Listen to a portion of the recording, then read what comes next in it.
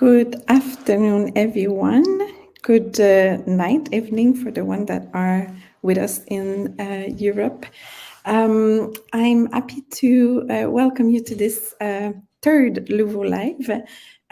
We're going to have two very special guests tonight, Elisabeth Corredor and Juliana Restrepo. We wanted to do this third live about the anti-gender campaign because it was the main topic of our last issue of Revista Louvo, but also because I think we are in a moment that we want to reflect a lot about I think the increasing anti-feminism, anti-gender, and as we have seen in the US, for example, this week, the misogyny also that is still present in law and in the general society. So I think it's a very good moment to reflect upon that. And also because with this last Revista Louvo, what we wanted to do is also think about those resistance that feminist movements have been putting forward, but I've been trying to also respond to those global anti-feminist and anti-gender campaign. So I want just to remind you that Revista Louvo is available on the link that you see just below now. La Revista Louvo is published twice a year, and the last issue was about anti-gender campaign, and the next issue that the call for paper will be issued tomorrow, actually, will be about music and feminism.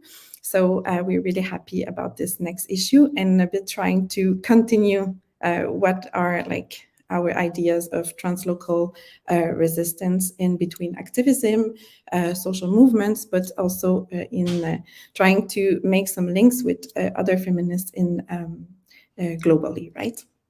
So I invite you to consult the Revista Louvo, where you will also be finding the editorial that is an interview with Elisabeth Corredor that is joining us today. So I invite both Juliana and Elisabeth to join us. Hi, how are you doing? Thank you for joining us. Hello, thank you. Hello. Thank you. I will just briefly present you, so then we can start after a bit the conversation about what has kind of brought us together, because the three of us are in different places, but we've been discussing about those topics from a long period of time in different areas. So I will just briefly present you, and then we can a bit discuss about those connections that brings us together, right? So Elisabeth Corredor is a postdoctoral fellow at Toronto Metropolitan University in the Department of Politics and Public Administration, and her research centers on the inclusion and resistance to gender and LGBTQ equality in policy. And she focuses a lot on Latin America, and especially in the editorial that we did with the last issue of Louvo, we talked a lot about the anti-gender campaign in the peace agreement vote with the plebiscite for peace in Colombia. So I think we can discuss a little bit more about that also with Juliana, right?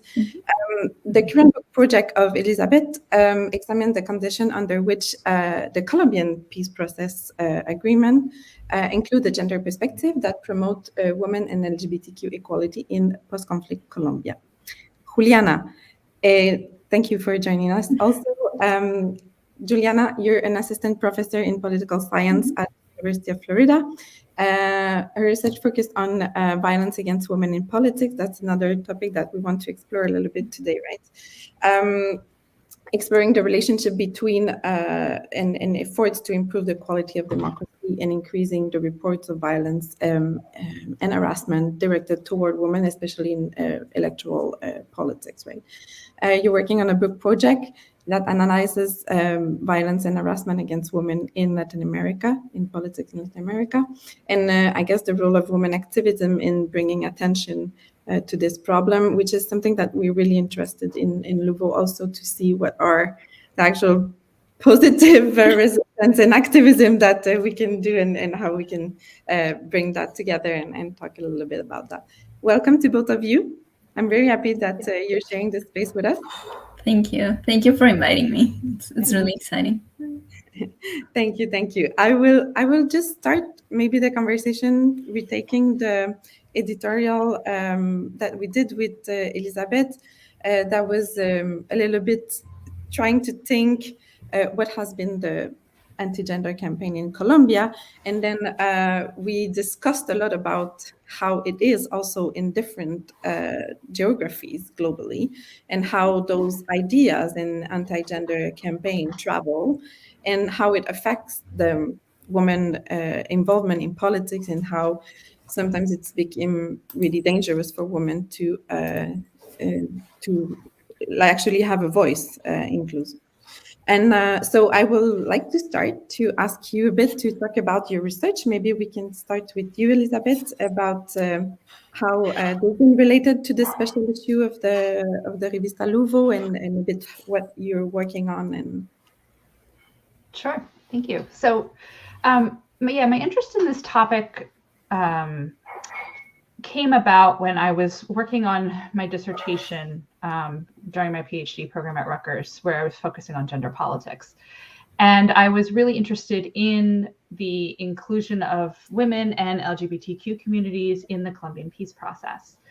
And as I was following the developments that were happening, and there was a lot of global support for this, and people were very excited because it was sort of a vanguard of what they were doing. Like a peace agreement had never seen this type of inclusion of women, or of such a robust gender perspective in a peace agreement before. And it's also the first in the world to have included LGBT groups. So it was really interesting to follow the developments. But then as the peace agreement was finalized, it was going up for a public vote, a referendum to the Colombian people to vote on whether or not they supported the peace agreement. And sort of out of left field, something that people really didn't predict, we saw the rise of a lot of resistance specifically to the gender components of the agreement.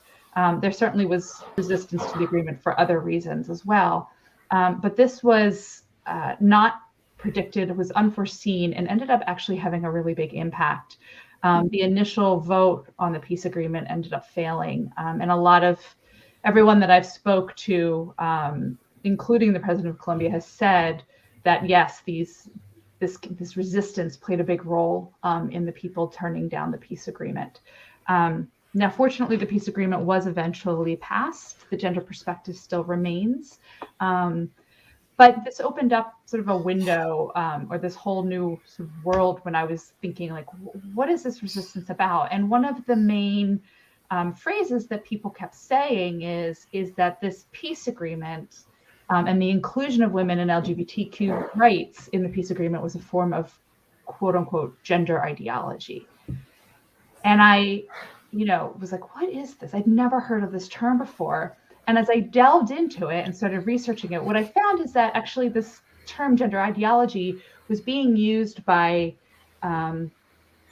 groups that were resisting feminist and LGBTQ rights around the globe, particularly in Europe. And it seemed to have just sort of been making its way into Latin America. And what's interesting is in the last year or so, we've really started to see it crop up in the United States, this phrase specifically. In Florida around the parental education rights bill. We've seen it in Texas around, parents who are providing gender affirmative care to their kids. And there's been pushback by the state for that, by having, calling it child abuse. So we're starting to really see it come up in this sort of rhetoric come up around the United States as well. But that's really how I got into it. And what I basically learned is that this idea of gender ideology, or sometimes they call it gender theory, is basically just a catch-all phrase for anything that that signals that gender is socially constructed, right? That like gender identity and the roles that we play in society are more than just our biological sex. It's, you know, we are socially and culturally,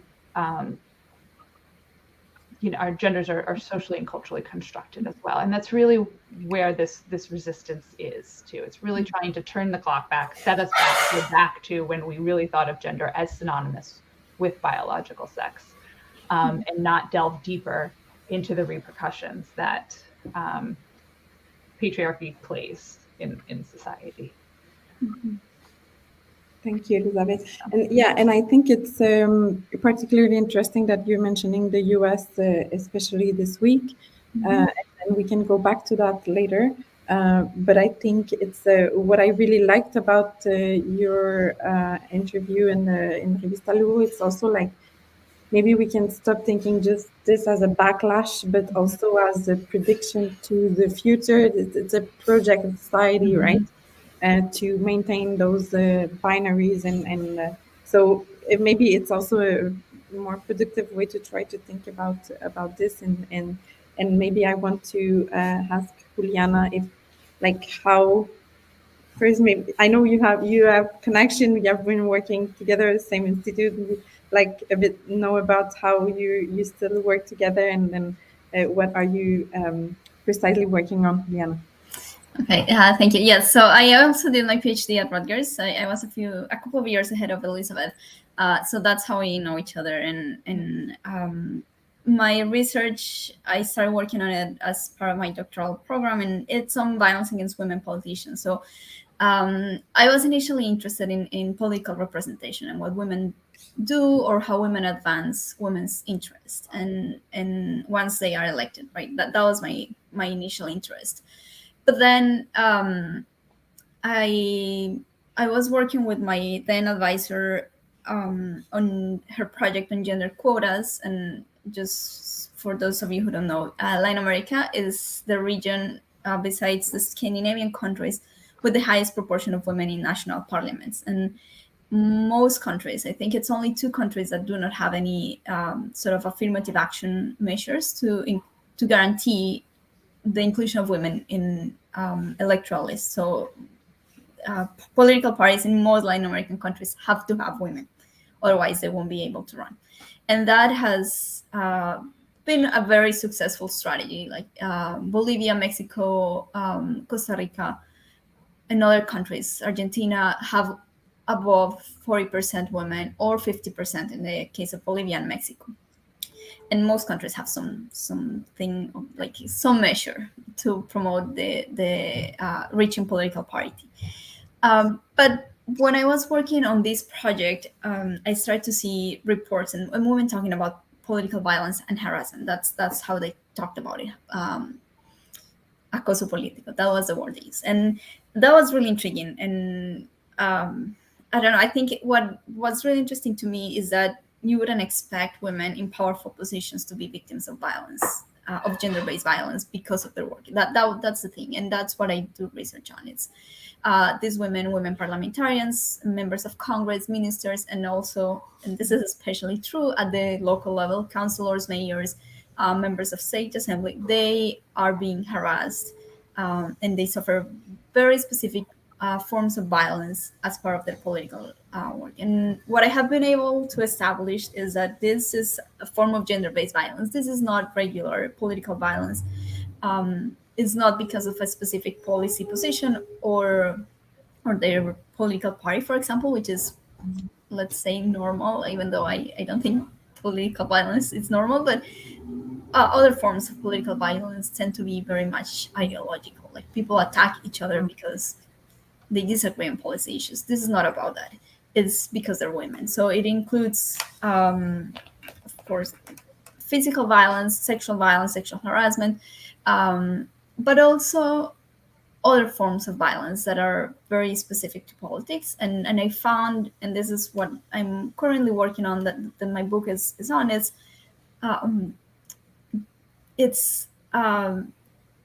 how democratic language and institutions and procedures are kind of misused or abused to attack women, and it's kind of a broad range of behavior. So women suffer from beatings, and sometimes, I'm sorry, this sounds kind of as I'm trivializing it, it's not, but it's a bunch of other of many things that happen to women once they are, I mean, it starts before they are elected, but continues after. But if they are silenced, their microphones are turned off. Sometimes they don't, like, their colleagues don't tell them where the meetings are, and they completely miss on participating in decision-making spaces. And this happens just because they're women. So that is what I'm currently working on. And I think we can talk about how it is similar in many ways to what some people call backlash, but at the same time, I think there are important things that we should think about, both in thinking about anti-gender campaigns and about violence against women in politics. Yeah, absolutely. And I think it's really interesting to, because you're saying that it's like the Scandinavian countries and Latin America would have the same representation in gender quotas. But then after you have high levels of like feminicides in Latin America. And especially I'm thinking about Colombia and Mexico coming to my mind about those very, very tragic levels of violence against women.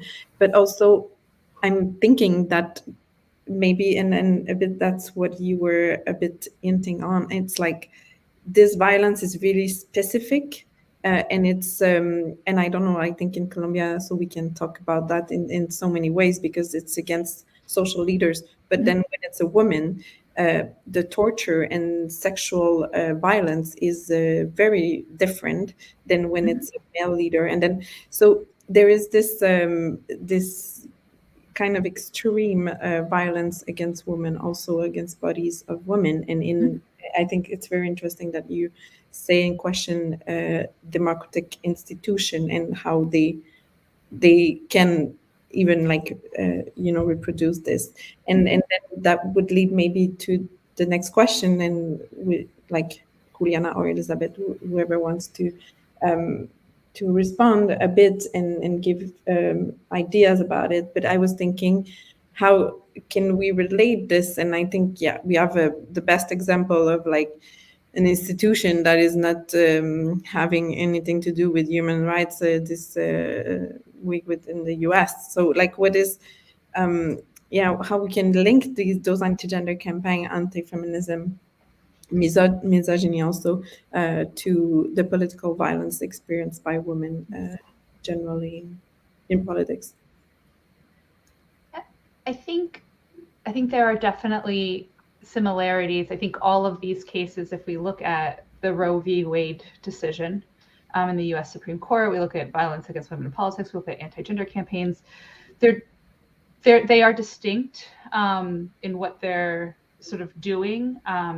But I think they're definitely all related in that it is, if what we see is basically patriarchy not going down without a fight, right? Like we see these systems, these gender hierarchies that are being challenged in different ways, and we're seeing that resistance or that pushback or the attempt to either go back to what it was before or change the direction and change that narrative for the future, so that those gender hierarchies stay in power or stay intact. So that's what I would say is sort of the biggest commonality among it. I was also going to mention that both violence against women in politics and anti-gender campaigns are rooted on patriarchy, basically, and on ideas about on misogyny. That's really the best word, and that includes ideas about how male bodies and women's bodies or feminine bodies should be and should behave. So I think in those sense they are similar. I think, and one thing that I'm not very comfortable with, though, is the idea that this anti-gender campaign or anti-genderism is new. And I think that it's another commonality with violence against women in politics. So initially, when I started doing my research, I thought, well, this is just a backlash. I mean, we have quotas. We didn't have as many women in politics before. Now we have more women, so men are reacting violently. That's kind of a simple explanation. But when I started digging into documents and talking to women politicians who have been doing politics for a long time, I realized that in reality, they have faced resistance from the very beginning. And even if you think about the suffragettes, in the UK, which is an example that I read about, is they were force-fed by police officers, right? And it was because of their political activity, but also because they thought that they had the right to control and tell women what to do, right? So in that sense, I think violence against women in politics has existed for a long time, but also these sense that there's a proper, and I'm using quotes here, gender order, and that we should restore it when we feel, or I mean, not me, but people who think that gender order should exist need to kind of reorganize the world when someone is misbehaving, I guess. So I think the notion of anti-gender campaigns, I think there are definitely elements that are new, but I think this is also a more long-term project, both in terms of violence against women in politics. This has existed since women have been political actors in formal politics and even before. And I think anti-genderism exists. It's the same in that way. It's a long-term project. It's not just a new thing. And like Roy wasn't dismantled with Friday's decision. That was a very long-term process. So, yeah. Yeah, and I think it's important that we question this idea of a backlash in fact, right? Because I think both your work are emphasizing on the different temporalities of this, and I think it's we were a bit like really discouraged, I think, with the news this week. But it's also like, as you said, Juliana, it's a bit like, can we really talk about a backlash? Because in the end, it's both a future project, because it's a way of how we think, our society thinks about we don't want to mix, like there has to be two gender and two clear gender, and then so there is this part, and there is the part of like, yeah, it's like different specialities also are experiencing different backlash now, but and then I think it leads to maybe the question about like, are we facing a new wave of those campaign? Is it, or like, are we just witnessing like, patriarchy strikes back, or like what is because I feel like also this week we had like this attack against LGBTQ activists in Oslo, and then so you have so it's also like kind of a lot of activists are like, it's costing the life of so many people now, those discourses and policies and stuff. So how can we think about those anti-gender campaign without falling maybe in the trap of like just assuming that there's a backlash? Because also I think, Elizabeth, in one of your articles, you really critique a lot the backlash. But sometimes can be a useful notion to see like, we're losing rights, and how can we think a bit about these new development that we've seen those days? Yeah, I mean, I can certainly speak to it in terms of anti-genderism. I mean, when I think to what Juliana was saying, we've seen this resistance to women's inclusion, and in the last few decades, LGBTQ plus inclusion. It's always, that resistance has always been there. I think what makes anti-genderism distinct, though, is that I see it as a very specific response to the epistemological turn in feminism, to where we're moving from just women and, you know, this concept of a unified woman to this idea of gender as something that's socially constructed. And when we look at the campaigns around the world, you know, going back to the early 2000s, what we see is that critique is really, you know, is around how that the critique is around the idea that gender is socially constructed and how sort of dangerous that is for for specific religious doctrine, and how it just sort of undoes a lot of very, very conservative notions of male and female and the family, or the nuclear family. But yes, in terms of the way in which it's both sort of looking back into the past, but also very much forward thinking. I think about it as, you know, these campaigns are constantly drawing on this sort of utopian nostalgia or nostalgic idea of the past, one that actually never really existed, and trying to draw on that to create a certain imagined present, which is not even entirely accurate, as well as create this imagined future. Like, here's where we need to go and here's what we need to do. If we allow, you know, X, Y, and Z to happen, right, it's going to be complete destruction of, you know, the heterosexual family. It's going to be moral decay, etc. And so they are, in fact, not just trying to reverse time. They are trying to create and set us on a path for a very specific future, as well, which I think is really important. Yeah, absolutely.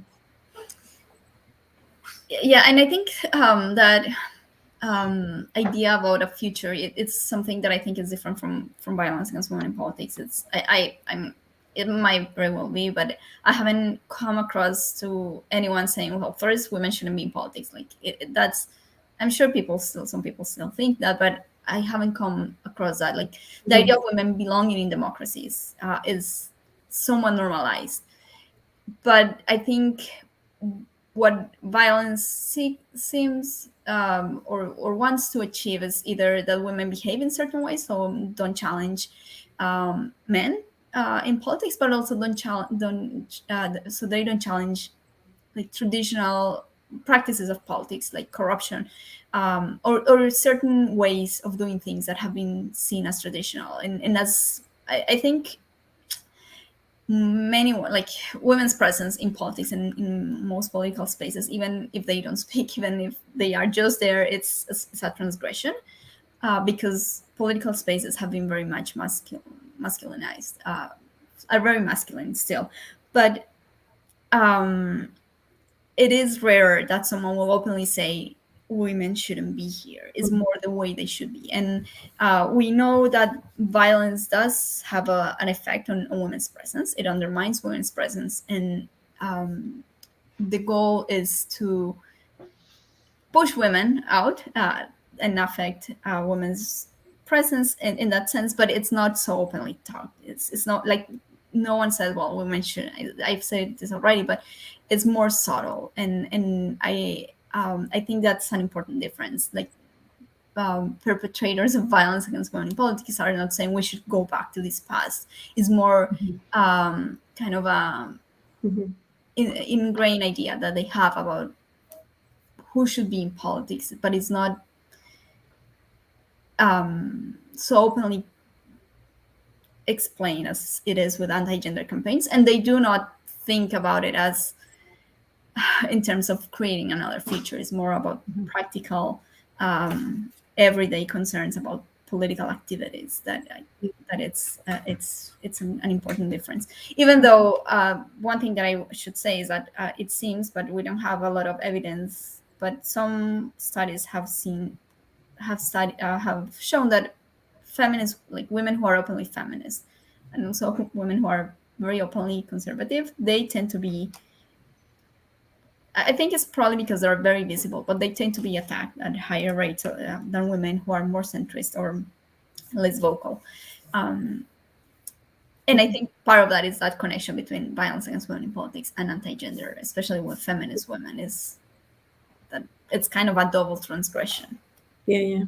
And it's very interesting that you bring that, Juliana, because we discussed in the other live the other day that sometimes we forget the anti-feminism in the anti-gender, and I think also, Elizabeth, you mentioned that it was specifically also with the growing effects of not just feminism being understood as like, yeah, rights of women, then like when we open up the categories and then question the binarity of genders and then we see the like kind of moving of the attacks are different, and then renovating or like and I was thinking that it's also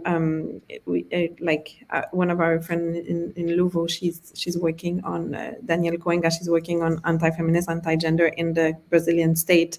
And I think it really relates to what you're saying, Juliana, because like we're seeing in higher levels of politics, politicians that will explicitly use misogyny as a form of like mobilizing population. So like we facing also state anti-feminism as a form of political violence against women, and like how does it, how, like I don't know, like how it has manifested in your research, but it's very complicated, because then we're back at the question of like how can they do politics actually if they are still have to fight for existing, right?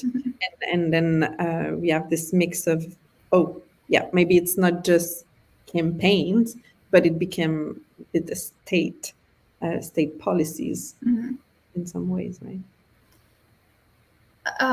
So I think that's a really good question, and something that I sometimes wonder myself when talking to women who have faced sometimes very like overt forms of violence and constant violence.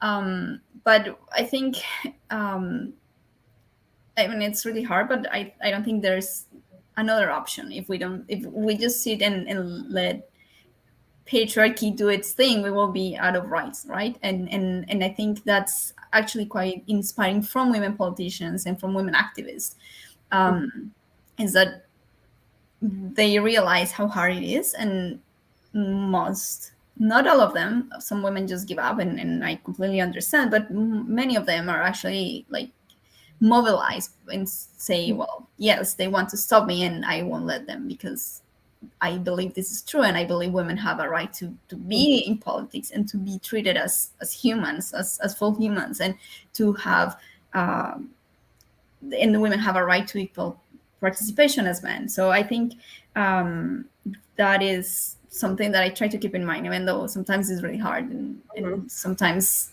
like the Roy decision, the mass shooting and massacres against LGBTQ people, comments from male politicians, like the Brazilian cases, it's kind of out of the stadium because it's just so openly misogynistic that it's horrifying. And it's sometimes, I think it's impossible not to feel despair, but at the same time, if we do nothing, like they will take away everything. And I read a few years ago something by Francia Marquez, who was just elected as the first Black feminist vice president, not president, sorry, of Colombia. And she was, that's good news. At least that's good news now. Yes, but she's before becoming active in formal politics, she was an environmental rights activist, and in Colombia has the highest rate of violence and murders of human rights and environmental activists in the whole world. So she was targeted, and this is very well known, that she received threats against her life. She had to leave her town, and she was displaced. But she said in this thing that I read is like, they will kill me because I speak up, but sorry, it was they will kill me if I don't, and they will kill me if I speak up. So I will just speak up and kind of do what it's right, because they will kill me either way. So I hope that they won't, and I'm but it's I think that's true. If we don't do anything, if we just sit and wait, they will take away as many rights as they can. So I don't think staying quiet is an option. Yeah, yeah. And I think it's very nice that you bring up because not everything was negative, I guess, this June. And I think it was very interesting to see actually that Francia Marquez just mobilized really from an intersectional perspective, politically, and I think we can say that her basis in social movement has really helped this victory, right? And was key, I guess, for this. And it's very interesting in Colombian politics to see how what the words she used, and also the kind of like those positive political like life change, and and explicitly mobilizing feminism, despite the fact, as you said, that she knows that this is a death threat for her, right? And she's been threatened many times. And maybe I think it's interesting to see this shift, and it's and it poses a lot of question, because as Elizabeth has been working, there's a lot of resistance against feminism, and the idea of gender ideology stays really present in Colombia. I think we must not forget that it's this way, right?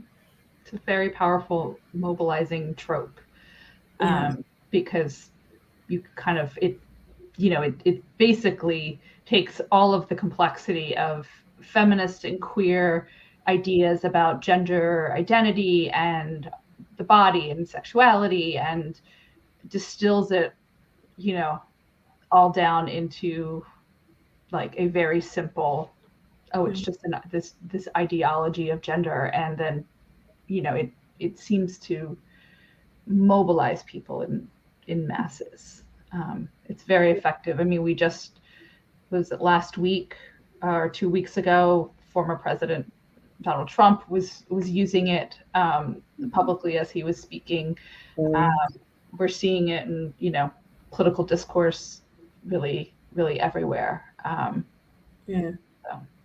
it's and I think we can talk a little bit maybe about the very particular circumstances post-COVID, that I don't know what are your feelings about that, or like what you've been seeing in your research, but I feel there is a kind of a mixture of these the trope of the extreme right in so many ways, and that gender ideology fits really well in complementing those other like eightfold discourse, or like I don't know what you've been seeing on that. But I mean, I think it's interesting to, when you think about like COVID in the midst of it. I mean, I think COVID has presented a real opportunity for sort of particularly the more, at least in the US, but I imagine elsewhere, but for the far right, to really mobilize around these neoliberal ideas of the individual self, first over social responsibility of community, and the sort of how to put it, like thinking about not wanting to have people impose things on you, right? Like, so in the United States, it's around like the masks and the vaccines and just all this all these other misinformation campaigns they are very synergetic with anti-genderism in that same way, right? It's this idea of do not impose something on me, but it's also coming from a lot of information, whether consciously or not, you know, a narrative that has been completely changed, taken out of context. And so I think we can, you know, sort of see how they work well in these moments where we have a strong, you know, populist right in power. Yeah, absolutely. And yeah, maybe on the other side, I would like to invite us to maybe think about what we can do. Like, it's so depressing sometimes. It's not sometimes, always. But I think maybe my last question a bit would be, yeah, because with Louvo, we've been trying to make this issue of the revista a bit thinking about, okay, that's very depressing, and we feel that we want to think about the resistance that and as you said, Juliana, like, I mean, yeah, violence against women has been present in politics always, but also their resistance have been present in politics always. And so maybe, like, what are your thoughts, both of you, about what we can do, like what kind of resistance we can oppose to that? I think definitely continuing to talk about it, to keep it a topic that is front and center, and to, I mean, essentially what in both of these circumstances, in both the areas that Juliana and I study, it is a rejection of women being at the center, right? And it is a rejection of women being in places of power. And so what we can't do is let that sort of be decentered, right? We need to keep that conversation going and keep it centered. I think, you know, one of the articles I talked about, it's not always, you know, the anti-gender campaigns they're not great. They're very undemocratic. They're very demoralizing, but positive things can come out of it. And that is a greater mobilization. I mean, in the Colombian peace agreement, the analysis that I show is that actually because the women were forced to go back to the table and make changes, they actually were, in a very skillful way, able to strengthen the gender perspective in the final agreement, including protections for LGBTQ communities in that final agreement, because they were forced to go back to the table when they face that resistance. So there can be these moments of opportunity that we can take advantage of. In the United States, I think we're going to see a lot more mobilizing among feminists since the Roe v. Wade decision, where, you know, women on like the Democratic side or on the left side, or even left to center, like, have sort of become complacent because for 50 years we had this protection and now it's not there. It's awful, but I still think that there are opportunities that we can see that can arise from this, and there might be, in some cases, some strengthening of those protections and just greater mobilization and greater unity and discussion. I think even if we look at like the Black Lives Matter movements in the US, I think the discussion around whiteness and the role of whiteness, it's not necessarily where we want it to be, but it has been one of the positive outcomes of real tragedy and despair. So that would be one of the ways in which I would like to think about it. I think another way, it's and this is based on the work of, like, what I've learned from the work of activists working on violence against women in politics in Latin America. So as I said, this issue has existed, but also resistance, and women in Bolivia started talking about violence against women in politics since 1999. And the country currently has a law that explicitly recognizes this form of violence and its effects on democracy. And it's not the only one, but from Bolivia, basically, this law was exported, or some the ideas behind it, to other countries. And so it's been a very long process, and it's far from perfect, but I think part of the success of Bolivian activists and in the success of Latin American activists on violence against women in politics is their work with one another. And I think that's really important, is building solidarity across different movements. So in Bolivia, there have been historically a lot of tensions between indigenous women's groups and mostly white or mestizas urban feminists. But for these laws specifically, they worked together really hard to kind of set those differences temporarily apart and make sure that this law was approved. So I think that's kind of important. It's focusing on the long-term goals of, in this case, in the case of Roy, it's kind of regaining the rights that we lost, but also securing other rights that are at risk. And I think that's really important for LGBTQ rights and the rights of African Americans and other minorities here in the United States, but also we have multiple groups in other countries. So I think that building something together across different groups is really important for the long-term project, because it's really a long-term project, and sometimes it's really hard and it's really disheartening, especially if you think you're by yourself. But I think it's together, like thinking that you're not alone and realizing that a lot of other people are also invested. It's And yeah, actually, Juliana, thank you for saying that, because we've been like trying to this building of solidarities in between like feminist and women's group and LGBTQ plus groups. I think it has been really important, and I think even like we can say that the discourse, for example, of Francia Marquez was a lot in that sense in starting the dialogue that is difficult, that is critical, that it would be painful also, but that is really important to kind of put the voices together in front of those life threats against the life of women and the bodies that are not responding to a certain ideal gender order, right? And maybe I would like you to share maybe with the audience, like where we can find your work, how we can follow the work you do also with those groups of women, and if you have also groups of women that people that are following Louveau then can follow also women that are working on this. So my Twitter handle is on the screen right now, and that's the best place. I don't tweet a lot, but if you want to read my articles, that's the best place to find them.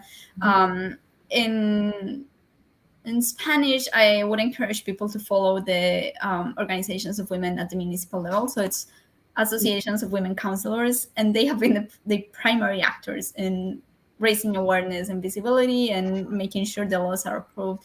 So I think if you're interested in violence against women in politics, that's kind of the first step.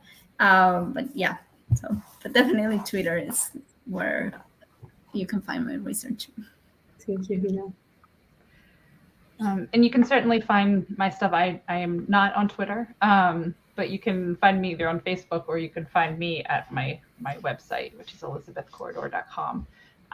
In terms of anti-gender campaigns, the London School of Economics has a great blog on anti-gender campaigns specifically. So I would encourage people, I think it's called Gender Dearings or something along those lines. So find it, but I would highly recommend people check that out, because they've got some great updates and cases all around the world specifically talking about anti-genderism. Yeah, maybe we can also. That's what it's called. Yeah, maybe we can also add it in the comments of the videos, so people will be able to reach out.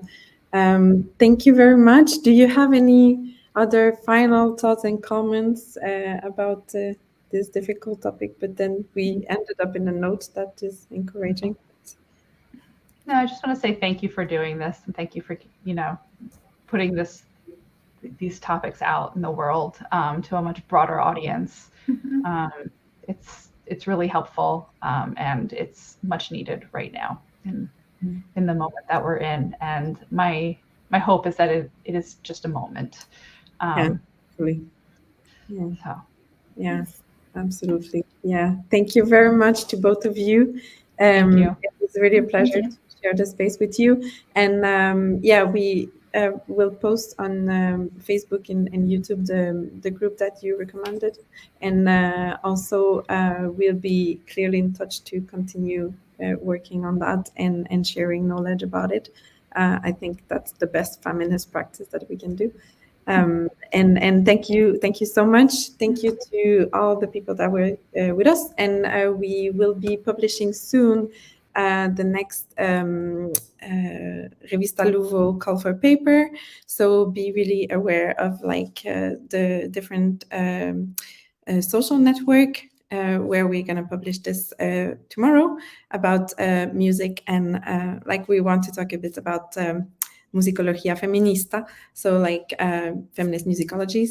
And so we invite you to follow us on Twitter and Facebook at Fundación Luvo. And thank you so much for your presence to this live, and see you in the next one.